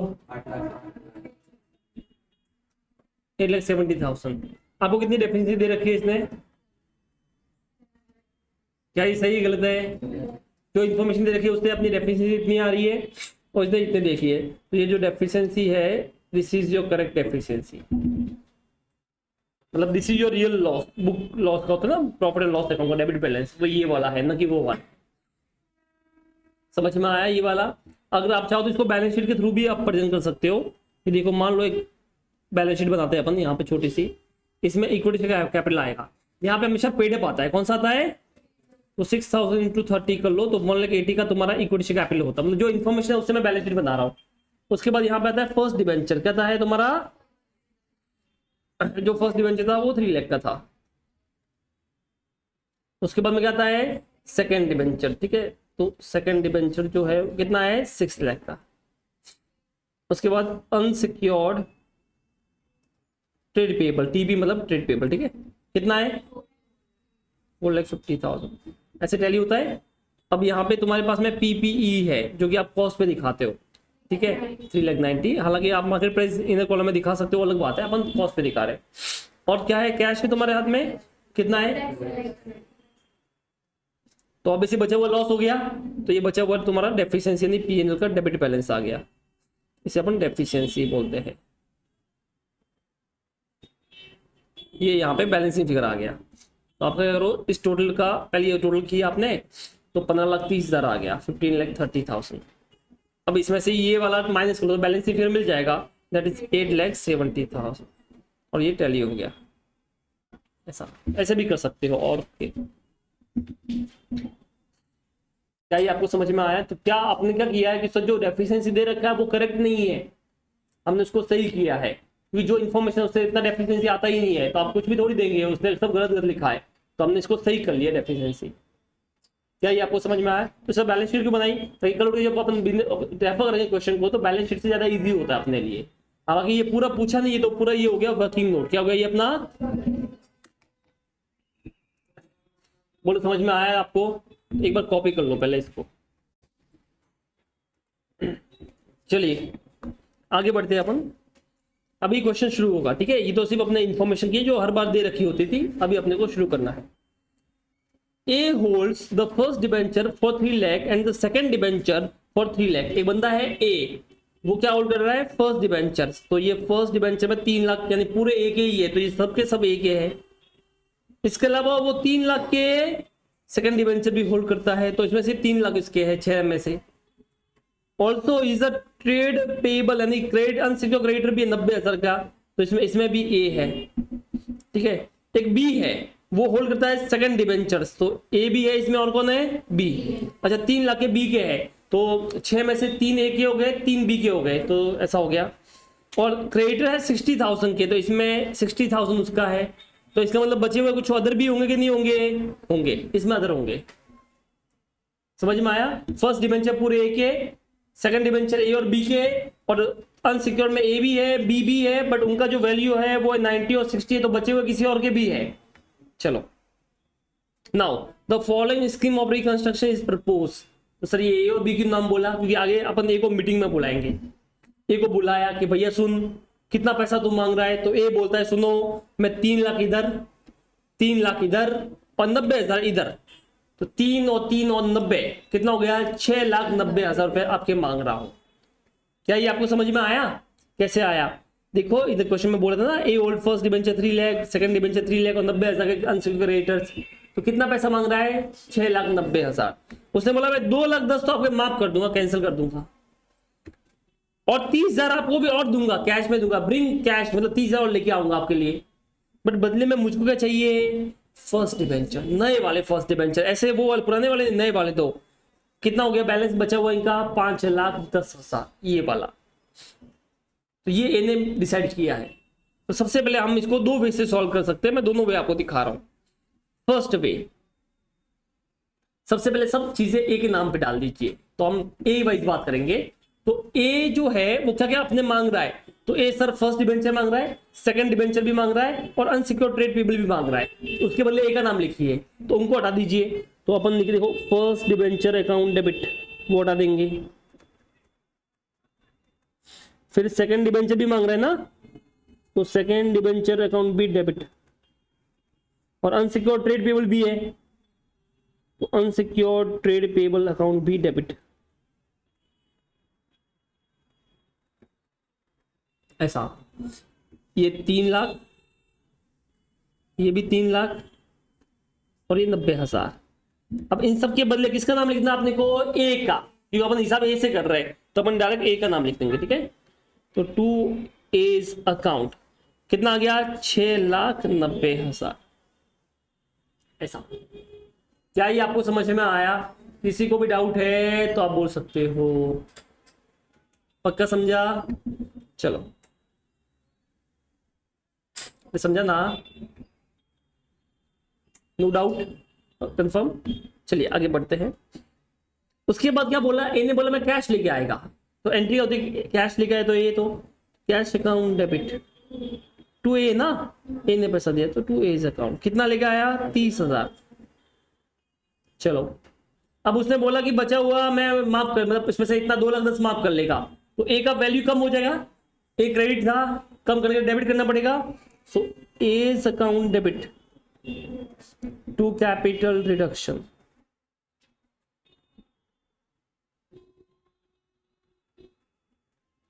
$2,10,000। तो देखो हमने एंट्री नंबर 1 की, फिर हमने एंट्री नंबर 2 की, एंट्री नंबर 3 की।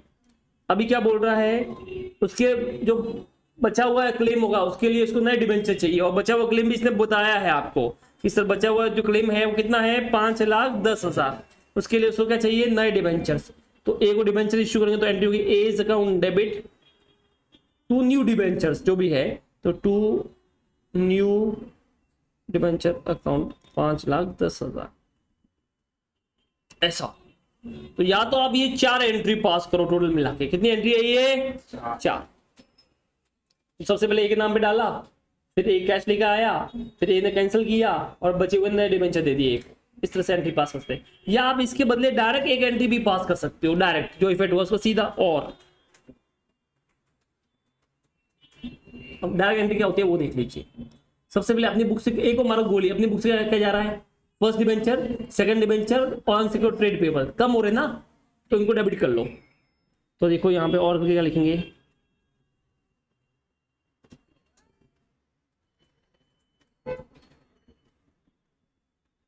$3,00,000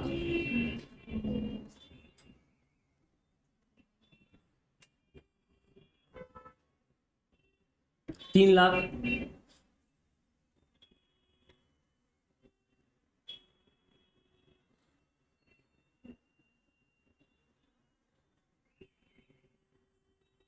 90,000। ये तो लायबिलिटी जा रही है। कुछ आ रहा है क्या? आ भी रहा है। क्या आ रहा है? कैश आ रहा है, तो उसको भी डेबिट कर लो।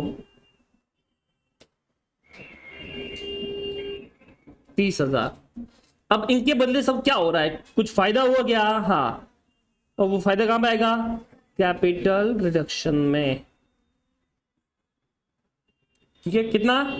2,10,000। और उसके इन सबके बदले और क्या देने का आपने को? नया डिबेंचर, तो 2 न्यू डिबेंचर अकाउंट। कितना आएगा? 5,10,000। बस देख लो टैली हो रहा है कि नहीं हो रहा है। खत्म। तो आप जो एंट्री अपने पास की ना 4, इसको अगर मिक्स करते हो तो देखो ए कट गया, तो एट द एंड में ये एंट्री बचती है। आपकी मर्जी है, 4 एंट्री पास करो या डायरेक्ट एक एंट्री पास कर लो, दोनों में से कुछ भी चलेगा। समझ में आया कि नहीं आया? दोनों ही आंसर राइट है, बट एग्जाम में दोनों मत करना, टाइम नहीं होता है। तो आप एक ही जो अच्छा लगा वो कर लो। एक कौन सा अच्छा लगा? सेकंड वाला। वेरी गुड, तो सेकंड वाला कीजिए आप लोग। ठीक है,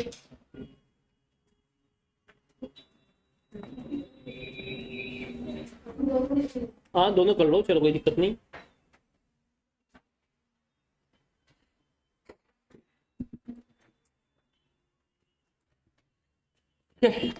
अब आगे बढ़ते हैं, पॉइंट नंबर 2 की तरफ जाते हैं। अब बी की बात कर रहा है। बी क्या मांग रहा था? तो एक तो सेकंड डिबेंचर, एक अनसिक्योर्ड ट्रेड पेबल। तो 3 लाख वो और 60,000 ये, 3,60,000 मांग रहा था। तो हमने बी को क्या बोला? B is to accept 90,000 in cash in satisfaction of all claim by him. उसको बोला 90,000 कैश पकड़ और निकल इधर से। समझ में आया? तो चलो फिर, तो इसकी तो डायरेक्ट एंट्री पास कर लेते हैं। तो अब एंट्री क्या होगी? अपना बी जा रहा है, तो बी के नाम पे डायरेक्ट एंट्री पास कर लेते हैं। ठीक है, इस बार तो अपना क्या जा रहा है? सेकंड डिबेंचर जा रहा है, सेकंड डिबेंचर अकाउंट डेबिट। ठीक है, उसके बाद अनसिक्योर्ड ट्रेड पेबल भी जा रहा है, अनसिक्योर्ड ट्रेड पेबल अकाउंट भी डेबिट। ये 3 लाख और ये 60,000 ना, 60। अब या तो इसको 2B लिखो, फिर B2 कैश करो, ऐसा करो, या डायरेक्ट कर लेते हैं। डायरेक्ट कर लेते हैं 2 कैश अकाउंट। कितना? 90,000। और बचा वो अपना फायदा हो गया, तो वो फायदा कहां पे आएगा? कैपिटल रिडक्शन में। ठीक है, दिस इज योर बी है मतलब बैलेंसिंग फिगर। कितना आ गया? 2,70,000। बोलिए समझ में आया ये वाला? किसी को भी डाउट है? अच्छा, अगर वो पहले से करना होता तो आप ऐसे भी कर सकते हो इसमें। कैसे कि second debenture account debit, unsecured trade payable account debit to B, फिर वापस B account debit to cash और टू कैपिटल रिडक्शन, वैसे भी कर सकते हो। तो बी तो कट गया, एंट्री एंड में ये बची, डायरेक्ट पास कर ली। चलो,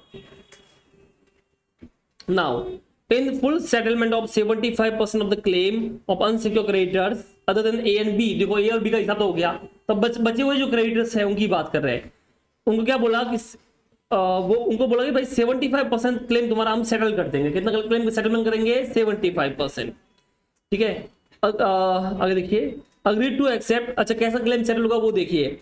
4 शेयर देंगे उनको, 4 शेयर देंगे 7.5 रुपए वाले। 4 शेयर मिलेगा तुमको, कितने वाले? 7.5 रुपए। Fully paid up against their claim of each share of ₹60। अगर तुम 60 रुपए हमारे मांग रहे हो, 60 रुपए के बदले हम तुम्हें कितना देंगे? 4 शेयर देंगे 7.5 रुपए वाले। ठीक है, यहां तक का मतलब समझते हैं। सबसे पहले तो मुझे बताओ, मेरे क्रेडिटर आ रहे कि जा रहे? जा रहे, तो उनको डेबिट कर लीजिए। तो पहले हम लिखते हैं रिमेनिंग अनसिक्योर्ड क्रेडिटर्स, पहले वो देखिए। तो यहां पे लिखते हैं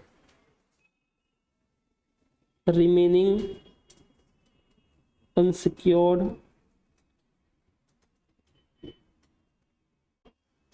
ट्रेड पेबल्स। तो टोटल कितने ट्रेड पेबल थे पहले वो बताइए। तो टोटल थे हमारे 4,50,000 के। ठीक है, सो टोटल थे तुम्हारे 4,50,000। उसमें से ए का था 90,000, बी का था 60,000, तो बैलेंस कितना बच गया? 3 लाख के। चलो, ये बैलेंस बच गया 3 लाख के। अब इसमें से हम 75% का क्लेम सेटल कर रहे हैं, तो 3 लाख का 75% 2,25,000 इनका क्लेम सेटलमेंट हो रहा है। इनको हम बदले में इक्विटी शेयर इश्यू कर रहे हैं। क्या इश्यू कर रहे हैं? Equity share. और बचा हुआ जो 25% है, यानी कितना होता है 75,000, उनको अपन लोन में कन्वर्ट कर रहे हैं। किसमें कन्वर्ट कर रहे हैं? लोन में। अब मैं समझाऊंगा थोड़ी देर में। तो पहले इनकी बात कर ले 75% वालों की। चलो अब मुझे बताइए क्रेडिटर आ रहे कि जा रहे हैं? जा रहे हैं। ठीक है, तो वर्किंग हो गया छोटा सा तुम्हारा, तुम बाद में कॉपी कर लेना इसको। हाँ, अभी हम यहाँ पे देखेंगे। अब देखो अनसिक्योर्ड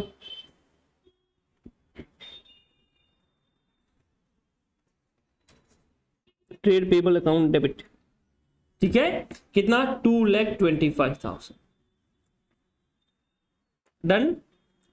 2, क्या पूरा पैसा दे रहे, कम दे रहे? कम दे रहे। जो कम दे रहे वो कहां पाएगा? कैपिटल रिडक्शन में।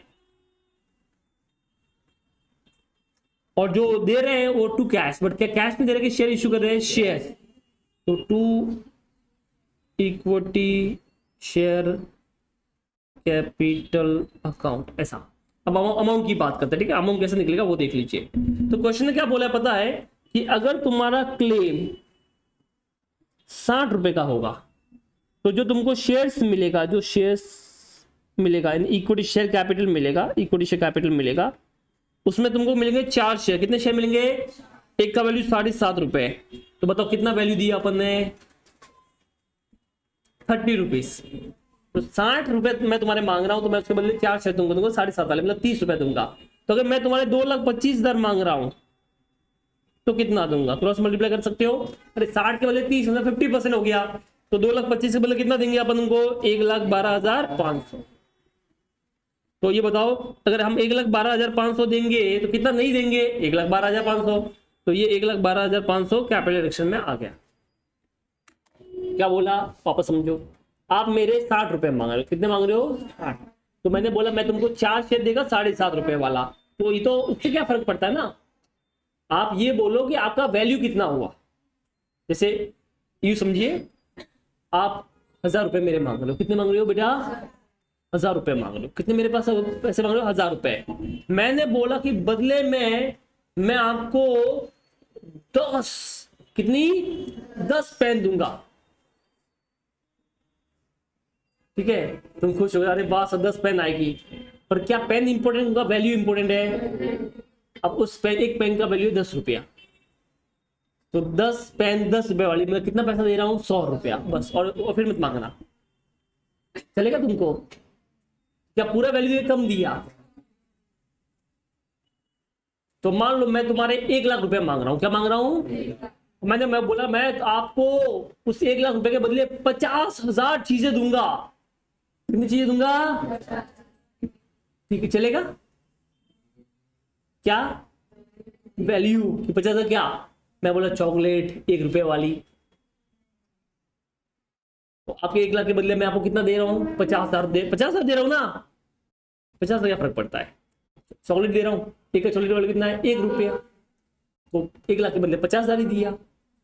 सेम यहाँ पे भी हो रहा है। वो बोल रहा है 60 रुपए जो मांग रहे हैं उसके बदले हम 4 शेयर देंगे 7.5 रुपए वाले। तो हमको 7.5 4 नहीं देना, उसका वैल्यू निकालना है। तो कितना बेसिकली कितना वैल्यू दिया अपन ने? 30 रुपया। तो 60 के बदले 30 दे रहा हूँ, मतलब आधा दे रहा हूँ। तो अगर मैं तुम्हारे 2,25,000 मांग रहा हूँ तो कितना दूंगा? उसका आधा कर लो। कितना होता है? 1,12,500। तो अगर मैंने 1,12,500 दिया तो कितना नहीं दिया? 1,12,500। वो आ गया कैपिटल रिडक्शन में। क्या ये तुमको समझ में आया? अब जो बचे हुए क्रेडिटर्स है तुम्हारे, आप उनके बारे में बात करते हैं। तो बचे हुए हो गए 75,000। उनके बारे में क्या बोला है? The balance of 25,000 is to be postponed and to be payable at the end of the 3 year from the date of the court approval of the scheme. मतलब जो बचे हुए हैं उनको अभी पे नहीं करना, 3 साल बाद पे करना है। अब समझिए, अगर मैं बोल रहा हूँ कि 3 साल बाद पे करना है, इसका मतलब वो तो लोन हो गया ना एक तरह से। अगर आपने उसको नाम चेंज नहीं किया तो गड़बड़ हो जाएगी, क्योंकि आप बोलोगे ट्रेड पेबल, और ट्रेड पेबल का मतलब होता है जो कुछ टाइम में पे कर लेंगे आपको, या पे करना है। तो क्या आपको अभी पे करना है कि अब 3 साल बाद पे करना है? तो नाम तो चेंज करना पड़ेगा। जैसे मान लो आप मेरी क्लास में एडमिशन लिए, ठीक है, तो आपकी फीस ड्यू दिख रही है। तो आपने क्या बोला कि सर मैं तो फीस तो सीए बनने के बाद दूंगी, तो 3 साल बाद। मैं बोला ठीक है, मान भी गया, चलो एक बार के लिए। अब जो आपका नाम होगा, क्या वो हमारे फीस आउटस्टैंडिंग के नाम पे आना चाहिए? अगर आया तो आपको हमारा स्टाफ हर 1 महीने में कॉल करेगा, मैडम आपको फीस, आप सर से बात हो गई है। फिर हर अगले महीने फिर मैडम आपकी फीस, फिर तुम्हारे सर से बात हो गई है और एक दिन परेशान हो जाओगे और गाली दोगे मुझे, सर ये क्या है, तो क्या मुझे इसे नाम चेंज करना पड़ेगा, वही नाम रखना पड़ेगा, चेंज करना पड़ेगा। अब क्या बोलेंगे, इसको एक तरह से लोन दिया, तो हम उसको कन्वर्ट करेंगे इनटू लोन।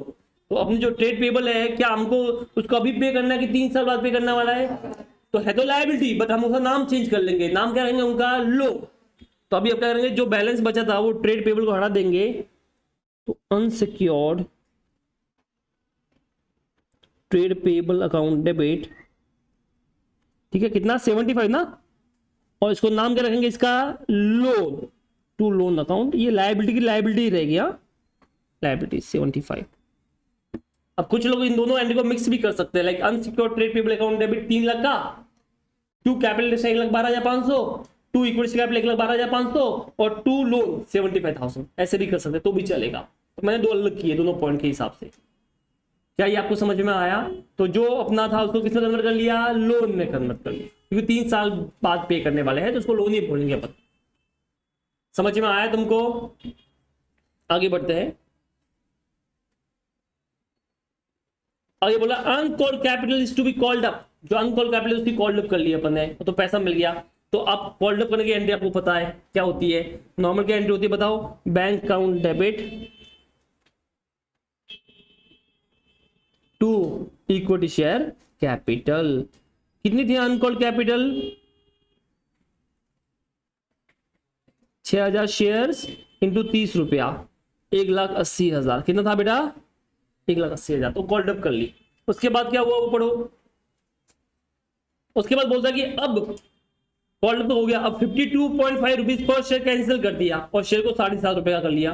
देखो पहले इसके 30 रुपए का था, फिर आपने और कॉल्ड अप किया 30 रुपए, तो कितने का शेयर हो गया, 60 रुपए का। अभी तुम बोलोगे हम उसका 52 कैंसिल कर रहे हैं, 52.5, तो अब उसका शेयर का वैल्यू कितना हो गया, 7.5, मतलब वो इसका शेयर का वैल्यू रेड्यूस कर लिया है। क्या कर लिया अपन ने, रेड्यूस्ड। अब देखो कैसे होगा,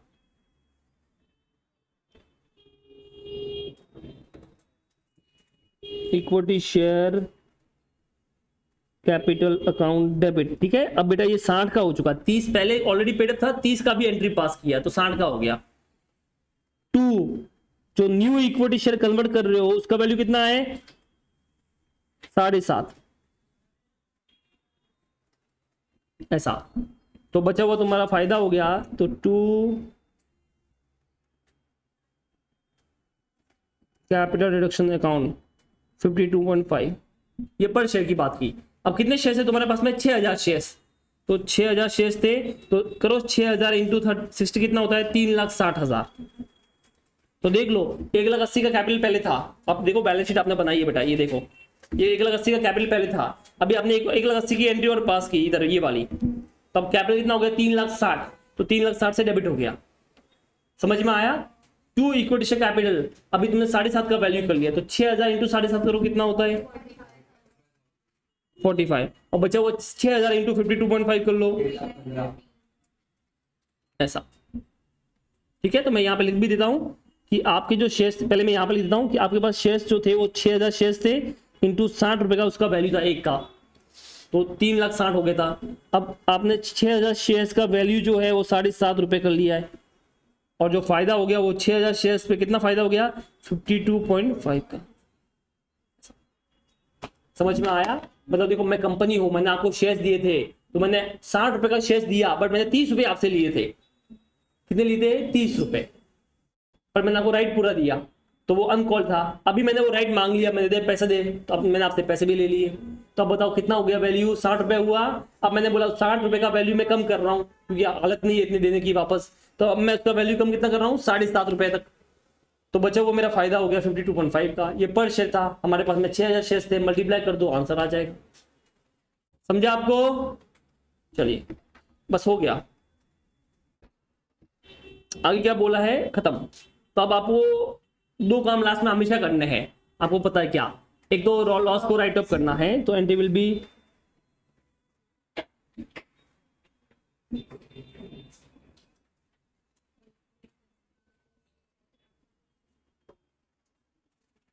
capital reduction account debit to P&L account. कितना लॉस था, 8,70,000 का, जो आपने निकाला था, बराबर ना, बुक वाला मत लेना, और लास्ट में क्या आएगा, जो बैलेंस बचा उसको ट्रांसफर कर लेंगे। तो capital reduction account debit to capital reserve. ठीक है, चलो ये निकाल देते हैं फटाफट, कैलसी उठाओ। ठीक है, सबसे पहले 2,10,000 का था, फिर आपको 2,70,000 हो गया, ऐड कर लो, फिर और ऐड कर लो 1,12,500। उसके बाद यहाँ पे और ऐड कर लीजिए 3,15,000, और उसमें से माइनस कर लीजिए 8,70,000।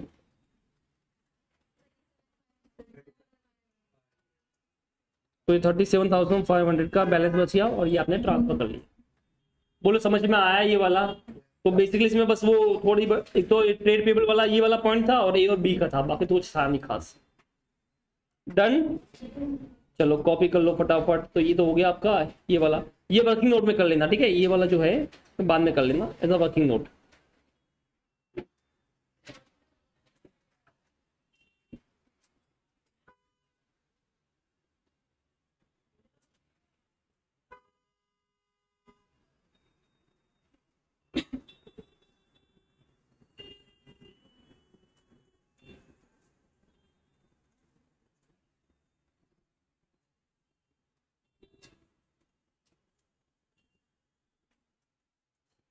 कॉपी कर लो फटाफट।